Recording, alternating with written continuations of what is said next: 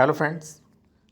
Supreme court ने फर्जी registry को लेके 50 साल बाद जो रजिस्ट्री कराने के बाद 50 साल बाद उन पे एफआईआर करी गई उसको लेके जो है काफ़ी अहम एक टिप्पणी की है।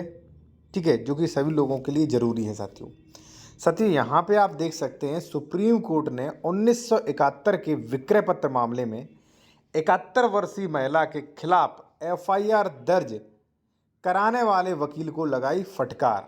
ठीक है, चलिए क्या है मामला और देखते हैं। और देखिए, जो लोग फर्जी जमीन बेच रहे हैं ना वो लोग सावधान हो जाएं, और जो लोग गवाह बन रहे हैं वो भी सावधान हो जाएं, क्योंकि अगर मान लीजिए आपने फर्जी रजिस्ट्री करवा ली, फर्जी रजिस्ट्री में गवाह बन गए तो आप निश्चित जेल जा सकते हो 420 में। ठीक है, और मैं कहूँगा अगर आप कोई भी कंसल्टेशन करना चाह रहे हैं प्रॉपर्टी खरीदने से पहले, आप डॉक्यूमेंट्स वेरिफिकेशन करवाना चाह रहे हो, प्रॉपर्टी विवादित तो नहीं, तो कॉन्टैक्ट नंबर वीडियो के डिस्क्रिप्शन में मेंशन किया गया है।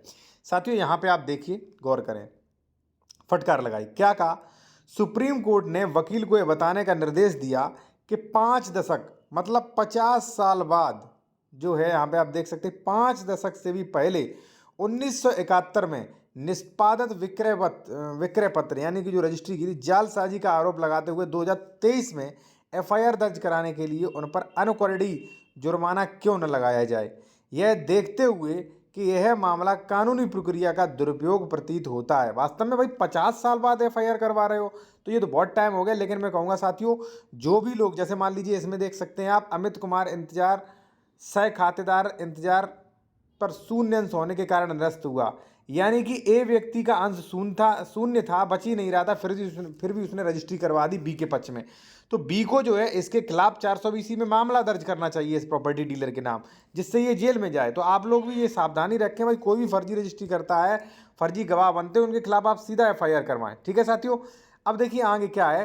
दुरुपयोग प्रतीत होता है, अदालत ने थाना प्रभारी को भी कारण बताने के लिए कहा कि एफआईआर क्यों ना रद्द की जाए। ठीक है, अब यहाँ पे आप देख सकते हैं जस्टिस का नाम दिया गया, जस्टिस सूर्यकांत एवं जस्टिस उज्जवल भुइया और जस्टिस NK सिंह की पीठ ने उस महिला द्वारा दायर याचिका पर विचार कर रही थी जिसे इलाहाबाद हाईकोर्ट ने अग्रिम जमानत देने से इनकार कर दिया। अब देखिए, उस महिला पर एफआईआर कब हुई?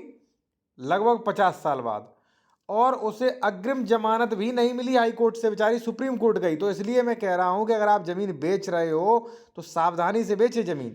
ठीक है, और जो भी लोग खरीद रहे हैं, जो भी लोग गवाह बन रहे हैं, ठीक है ना, क्योंकि अगर एफआईआर, अगर मान लीजिए आपने गलत रजिस्ट्री करवाई तो एफआईआर होगी। तो देखिए, अदालत ने याचिका खारिज करने के लापरवाह तरीके के लिए हाईकोर्ट की आलोचना भी की कि भाई उस महिला काफ़ी वृद्ध थी और 50 साल बाद थी, उन्हें मान लीजिए अग्रिम याचिका जो मतलब जो जमानत के लिए याचिका दायर की थी वो खारिज नहीं करना चाहिए था। ठीक है, यह अत्यंत दुर्भावपूर्ण है कि इलाहाबाद हाईकोर्ट ने याचिकाकर्ता एक 71 वर्षीय महिला है, उस महिला की अग्रिम जमानत की प्रार्थना पर अतार्किक रूप से अस्वीकार कर दिया, जबकि वह न तो विक्रेता थी, ध्यान रहे, न विक्रेता थी और न क्रेता थी। 1971 के विक्रय पत्र में गवाह या लाभार्थी जिस लापरवाही से यह आदेश पारित किया गया आत्मनिरीक्षण का विषय है। इस समय हम अधिक कुछ नहीं कहेंगे। यानी कि साथियों, अगर आप गवाह बन रहे हैं ना तो भी सावधान रहे भाई। जैसे मान लीजिए मैं कोई भी एक्स प्रॉपर्टी की फर्जी डीड करवाता हूं, ठीक है, और आपको मैं गवाह बने लेता हूं, तो आप पर भी मुकदमा हो सकता है। ठीक है ना, और कई लोगों पर हुआ है। ठीक है, और साथियों मैं कहूंगा जो लोग जूनियर एडवोकेट हैं, आप कोर्ट ड्राफ्टिंग एवं नियम कोर्स ई बुक लेना चाहते हैं, जैसे इसमें मान सकते हैं आप, इसमें देखिए बंटवारा है, रजिस्ट्री कैंसिलेशन है, झूठी एफआईआर है, आरटीआई है, अवैध कब्जा की बेदखली है, ठीक है ना, सेल डीड कैंसिलेशन है, रजिस्ट्री कैंसिलेशन है। तो इसमें काफ़ी आपको जानकारी मिलेगी, जिसमें जो है आपको नोट्स प्लस ड्राफ्टिंग मिलेगा। ठीक है, अगर आप ये ई बुक लेना चाहते हैं व्हाट्सएप नंबर दिया गया है। अब देखिए आगे क्या कहा।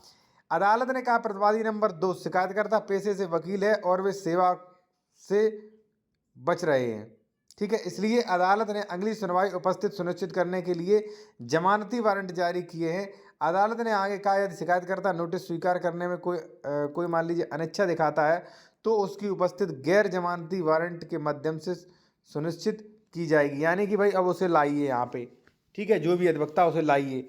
ठीक है, तो भाई बहुत दिक्कत हो गई, चूंकि शिकायतकर्ता 1971 के विक्रय पत्र में जालसाजी का आरोप लगाते हुए 2023 में एफआईआर दर्ज कराई, इसलिए अदालत ने कारण बताओ नोटिस जारी किया और कठोर दंड क्यों न लगाए जाने की जो है अदालत संबंधित थाने प्रभारी को भी एफआईआर दर्ज करने के संबंध में मूल अभिलेख प्रस्तुत कारण बताओ नोटिस जो है वो दिया है, कार्रवाई को क्यों रद्द न किया जाए।